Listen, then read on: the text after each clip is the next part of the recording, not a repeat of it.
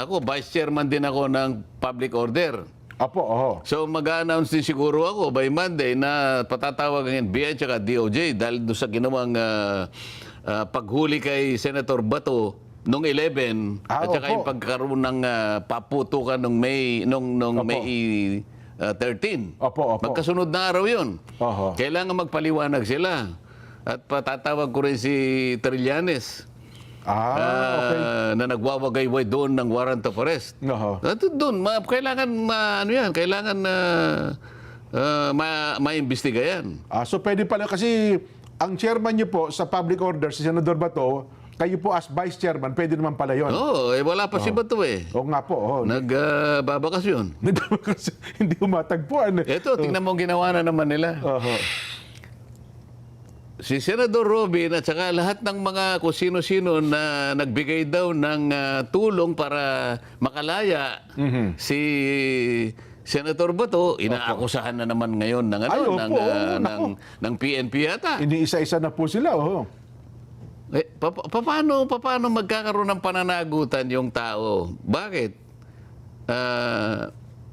Saan ba nanggaling yung kautusan na arestuin si Senador Bato? Sa ICC po. ICC warrant. Oho. Ayaw naman nilang ipakita yung warrant of arrest. Oho. Ayaw din nilang ipakita, okay, halimbawa, totoong merong warrant of arrest. Kanino po binigay? Binigay ba sa'yo? Mr. Trillanes, binigay ba sa'yo? Ipakita mo yung yung paper trail, di ba? Opo. Kasi manggagaling yan sa Interpol. I-evaluate yan ng General Secretariat ng Interpol. Magmi-meeting sila eh.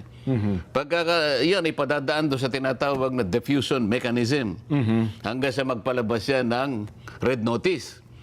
Okay? Pagkatapos, makikipag-coordinate siya sa mga member countries niya. So yun ang proseso. Opo.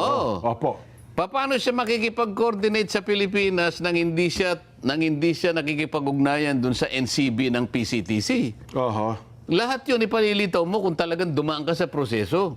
Paano napunta kay Trillanes yung warrant of arrest? Si Trillanes bang inatasan ng magbasa ng Miranda warnings? Kasi babasahin mo yun eh. Oo nga po. No? Senator Bato, ikaw ay merong karapatan na manahimik at lahat ng sasabihin mo ay gagamitin sa lahat ng hukuman, lalong-lalo na sa hukuman ng ICC. Naku Pwede ka rin magganito, pwede ka rin gumanyan.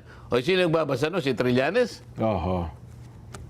Yun, ang masakit na katotohanan. At mukhang, kasi daw po, ano ba yun? Yung sabi, wala naman anyang, hindi ata siya ng ayunan yung hinihinging TRO. So, ibig sabihin na niya, Hindi naman como hindi sila nagbigay ng TRO, hindi naman sinasabi doon na pwede nyo nang hulihin. Ang sabi ng Korte Suprema, kinaklarify namin, hindi pa kami makakapagbigay niyan. Opo. Kasi pinag-aaralan namin mabuti yung main petition. yun, opo. Kung meron kayong paggalang sa Korte Suprema na kinakailangan nyo naman dapat igalang, wala eh. Ano na natin? Huliin na natin. Narinig ko naman si Pangulong Bongbong, wala pong order ang gobyerno na huliin si Senador Bato. Trillanes, si Senador Bato. Oho. Bakit siya hinuhuli bakit siya tinutugay-gaya ng NBI at saka ng PNP? Oho. Alin talaga yung nagsasabi ng totoo rito? Pinuntahan na nga raw yung tatlong bahay ni Senador Bato. Buti, hindi raw nakita. Yun nga eh. Patunayan ninyo na ang warrant of arrest ay balido at kinakailangan at ito ay pwedeng i-enforce sa ating bansa. Mukhang kinikilala po ng DOJ Secretary Sen eh. Balido. Ayun, tataka nga po ako. Mismo DOJ natin. Baka sila lang ang kumikilala. Oho. Sige, pumunta ka sa Russia. I-implement mo, huliin mo si Vladimir Putin kapag hindi ikaw ang kinulong. Di ba sinasabi ko, ito, napag-usapan na natin ng mga nakaraan. Si Benjamin Netanyahu pumunta ng Canada. So nagpaano yung Interpol? Pakihuli po ninyo si Benjamin Netanyahu dahil meron pong warrant of arrest ang ICC. Sa kanya. Canada is a member of ICC. Sabi ng Canada, nek-nek mo. Pinauhuli siya, nagpunta yata sa Mongolia si Vladimir Putin. Ang Mongolia is a member of ICC. Okay, opo. Na hindi siya pwedeng huliin dito kanya. Ayaw namin. Anong ibig sabihin nun, Jen, na palagi nating pinapaliwanag? Yung implementation ng warrant of arrest ng ICC depends Oho. on the voluntary action of a member party. Ah. Kung gusto niya. Oho. Kung ayaw niya, hindi pwede. Eh, baka naman tinanggal sa ICC yung Mongolia at Canada, Sen, kasi hindi nila ini-implement yung mga utusan. Dito sa ating ASEAN, sabi ko nga sa ang miyembro may miyembro na lang ng ICC Cambodia. Cambodia na lang. Oo. Siguro baka sana doon nila ibaling sa Cambodia tapos pahuli si Senator Bato. Baka i-implement ng Cambodia. Pero tayo, hindi na nga tayo member eh. Oho. Hindi na nga tayo member. Hindi ba nakalagay sa saligang batas, Jet? Opo. Ang linaw-linaw doon eh. Ibig bang sabihin ng ICC, mas mataas pa siya sa Korte Suprema ng Republika ng Pilipinas? Eh, hindi ho. Hindi ba? Hindi eh. Oo. Kinikilala Noong nga nakapirma nila tayo sa treaty, okay. Pero wala na nga treaty eh. So wala na pong binding leak, wala na pong authority. Ang ICC, mga kababayan, 24 years old lang as of May 2026. Alam po niyo kung gaano na po katanda ang Korte Suprema ng Pilipinas? Oho. 125 years. Gano'n na tayo, ano? Pagkatapos, paiilalim ba ang ating Korte Suprema sa ICC? Oho. Ayan po yung mga tanong eh. Kaya nga, pagka nagkaroon ng hearing, Oho. ayan po, binibigyan ko na po kayo para alam na po niyo isasagot niyo. Makapaghanda na sila, Oo, pero pagdating niyo po, hindi po itatanong ko sa inyo. Tandaan po ninyo. Si Secretary Bida, alimba, Secretary Bida. Dumating po kayo. Ito pong pinag-uusapan, sinasabi ko sa inyo ngayon, hindi ko na po itatanong, iba na po itatanong ko sa inyo. Ayan. Nako. Ito pala, may announcement po, Senador SP Alan Sen, no? Senate President Alan Peter Cayetano has announced the creation of a Blue Ribbon Subcommittee that will focus exclusively on the alleged flood control scandal. Ayan. Oh. Subcommittee na. Opo. At mukhang kayo yata ilalagay na chairman ng subcommittee. Kasi baka si Senator Pia, kung baka naman kung sino-sinong kumakausap dyan, baka nabuisit na. Ganun na. Ayoko yung kinakausap ako. Oho. Nakagaya ng ginagawa nila kay Senator Jinggoy. Oho. Oo. Ayun. Bahala sila. Sa inyo po kasi ako lang nakakakausap eh. Kasi, dalawa lang naman kami ni Senator Jinggoy ang vice chair. Oo nga po, oo. Winawarrant na si Jinggoy, di ako na lang ang natira. Ayun. Baka hindi na ako makatawag kasi nga, pati ako naresto na rin. Ayun, ang masakit na katotohanan. Di ba? Opo, oo. Hindi, nakangiti ka lang, pero ito, sinasabi ko nga sa'yo. Oo. Maaari po nilang gawin ito, mga kababayan. Dako, oho. Ako po, ginagamit kong halimbawa ang ginawa nila sa akin. Maliwanag na maliwanag po sa sikat ng araw, wala pong plunder na involved. Hindi po totoo yung sinasabi nila, lalo na po yung mga bugadong pulpul na naggagaling-galingan dyan, na kahit na po pribadong pondo na itinulong ng isang kaibigan na lang-alang lang sa kanyang hindi rin kagustuhan eh. Oho. Sa kanya lang pag-asa na baka sakaling manalo ako dyan. Babaho naman. Isasangkot mo pa sa plunder. Kung hindi nyo kaibigan, hindi kayo tutulungan nun. Kanina pinaliwanag ko na Opo, sa'yo eh. Gusto ko mangako ng mga bagay na maaari kong maitulong sa kanila sa mga darating na panahon. Tatawanan lang nila ako eh. Siguro sasabihin niya, boss, huwag na. Ikaw naman ay number 33 ka eh. Di ba? Kung ikaw ay number 2, boss, sigurado.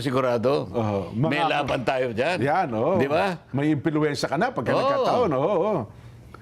Pero kung gano'n, sa layo, Sen, kaibigan lang kita. Kung hindi kita kaibigan, tataguan pero na kita. ngayon, ayan, ginawa nila ako ng usap. Ginawa nila ako ng